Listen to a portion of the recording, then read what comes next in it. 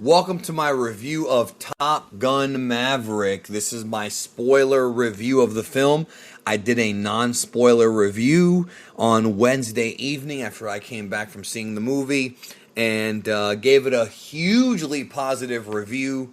And go check that out if you haven't seen the movie yet. This is for those who have seen the movie. I want to discuss specific plot points and specific ideas that I had or what I was thinking while watching the movie. So again, if you have not seen the film, go see it, then come back, watch the rest of this video. If you have seen the film, then hang out and let's talk about it. So, man, last movie to come out that was postponed because of the COVID-19 pandemic. Finally got to see it.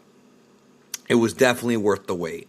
The beginning of the film, starting with the exact same, like the famous Top Gun, music. With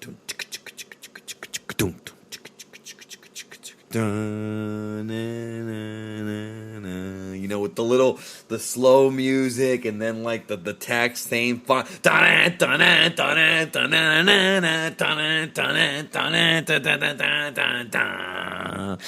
Revving up your engine, listen to bro, I was marking out, bro. I was marking the fuck out.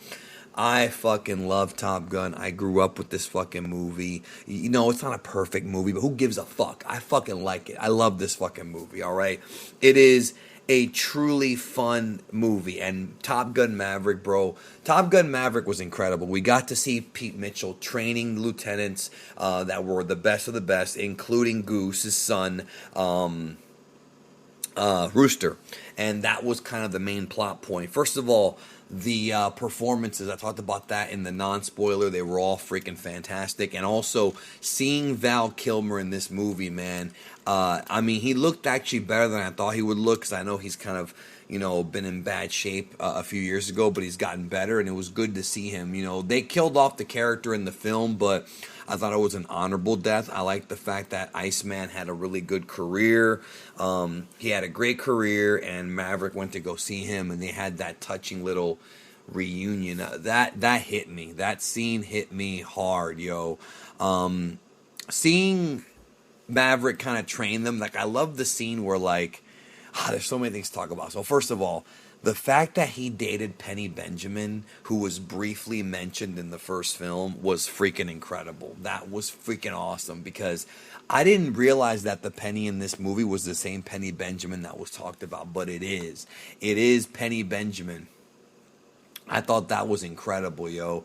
A character that was only mentioned in the first movie gets to be a fleshed out role. Jennifer Connelly is lovable in this role.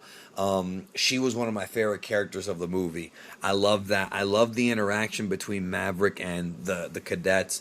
I love that he gets put into an awkward position to where they don't think that anybody can accomplish this mission.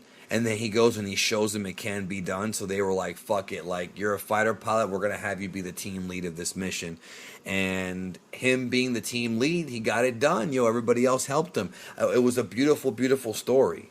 And when he got shot down, and I knew, like, early in the film, they showed the F-14s. And I'm like, I know there's an F-14 in this film. I know he's going to fly an F-14, and he does, bro. And that may have been done just for nostalgic purposes.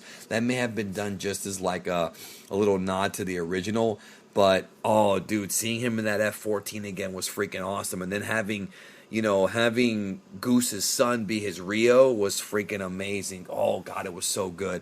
Like, you have to be a real hardcore fan of Top Gun. But, like, the story here, the fact that he realizes that, like he's trying to impart his wisdom onto these kids, but it's not something that can really be done in 3 weeks. It just can't. You know what I mean? He's a hot shot, and he can't even like teach them how to be him. There's only one Maverick, and that was kind of the story that they were trying to tell us here.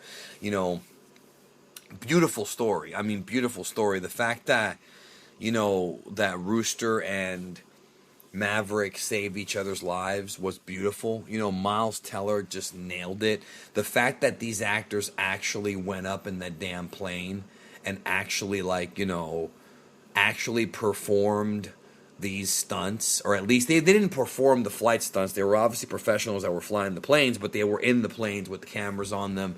It's just incredible, just unbelievable. I loved all the different characters, the variety of characters. You know, you had that Cyclone guy, he was like the commander, but you had like Hangman, who was like the hotshot Iceman of the movie, but he ends up having his redemption at the end of the film.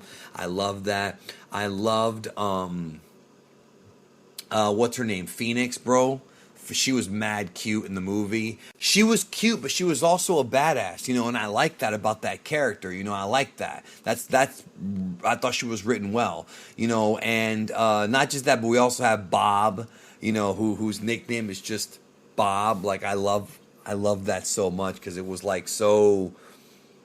It was so like he's the nerd crew. Like, you know, they had like the crew of people. You know, Lewis Pullman played him, Robert Bob Floyd, and everybody had kind of their role. But really, it was Maverick as the teacher trying to get them to, you know, to become better pilots. But again, it's all about instincts, and you know, Goose has them. Some of them have that potential, but it's not quite the same thing. But man, the final sequence where they're going. The final sequence where they were in that valley and they literally showed like the surface to air missiles, the SAM missiles, and like how terrifying would that be? Like I was watching this movie and I was like, dude, this would be absolutely terrifying if I had to do this myself. You know, and I'm not in the military, I'm not trained, I'm not a Marine or a naval aviator. I'm not. But you know, seeing that I thought was just like cool. Like it was cool, but it was also terrifying how they had to do this crazy like reverse dive under. Like it does seem like something that would be impossible. Like it really did seem like it was something that was impossible. But this is a movie, and you know things happen. The impossible becomes possible. You know the characters were all great, and what I don't want is I don't want this to be the start of a new franchise. I don't want there to be like 5 more Top Gun movies with the new crew. Like no, this needs to be the last one. Like we saw the character of Maverick get back with Penny Benjamin. The movie ends with them flying a little plane, so it's almost implied that maybe he like you know. It's almost implied that maybe he retired from the military. I mean, he was close to retiring anyways. But I don't know. I would hope that he would retire and just live out the rest of his days with Penny Benjamin and not, you know. They never explained what happened to Charlie. I guess he just dated her and that's it. But no, that was it. That was the story. You know, it really was Maverick's story. You know, and Top Gun is such a classic movie. And hearing some of the old music, Lady Gaga did some music for this film. So did Hans Zimmer. Soundtrack was great. You know, it wasn't as classic as the first movie, but you're not going to be able to top on that soundtrack from '86, bro. You're not going to. So you might as well just use a little bit of it and just make the movie good. Some people, I was reading that some critics liked it more than the original. The original, I think it's a bad rap because it's an 80s alpha macho movie, but this movie's pretty damn macho, but this one did have a little bit more heart, I feel, because it's dealing with Maverick and then Goose's son and like that dislike about how he promised Goose's widow, Meg Ryan, he promised her that he would not let anything happen to her kid, and that's why the dude postponed Rooster's career, and that was kind of a mind-blowing thing. He thought he was doing the right thing, Maverick was, because he promised the mom that he would, but you know, it just never came to pass.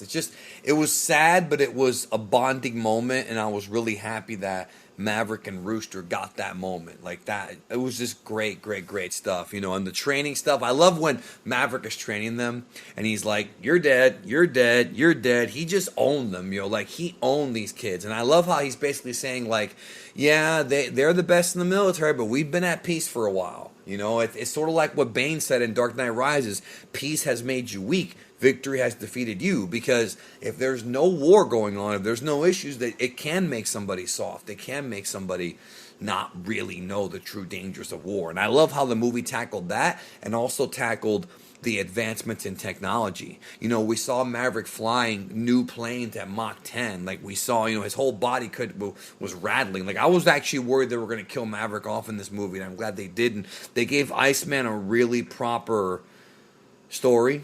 like a proper life, a proper ending. You know, it really did. I think, in my opinion, this movie satisfies fans of the original while also creating a great story. The important thing is the story great, and it's pretty fucking great, yo. Tom Cruise, look, I know the dude is like real controversial with his beliefs in real life. I get all that, but he's a likable guy. Like, and everybody talks about how likable he is in real life. Like, he seems like a genuine dude, even though you might not agree with his religious or political beliefs. You know, he seems like a genuine guy. So whenever he performs in these roles, you cheer for him. Like, he's definitely more humble in this movie. He's much more mature, and Tom Cruise played it up like that. Yo, what a phenomenal story! This is a great, great, great film. People need to go see it for sure. I just love the tributes to the original, but it didn't overdo it, bro. It let the story live on its own. It let technology live on its own. But it also felt like something out of the 80s, too. You know what I mean? It felt like a great film, because this was a great movie, yo, and I really hope that people go see it and enjoy it. This is one movie where I can't wait to get the 4K and watch the extras, because I want to know how they did that shit. The diving moves, all the stuff with the planes and like the missiles, and like there was the little dogfight at the end. Like, it wasn't as crazy as the dogfight from the first movie, but it was a different kind of dogfight. It was more about survival with old technology. When he got in that F-14, he's like, damn, it's been a while. I love it, yo. I love it. I love Top Gun Maverick. I'm so happy to have it in my collection, or I will have it in my collection when it comes out. Great movie. Anyways, those are my thoughts. I don't think I'm missing anything, but I enjoyed this movie quite a bit. And I love Top Gun, and I love Top Gun Maverick, and now we have two great Top Gun movies, so that's happy. That makes me happy. We'll talk soon. Have a good one.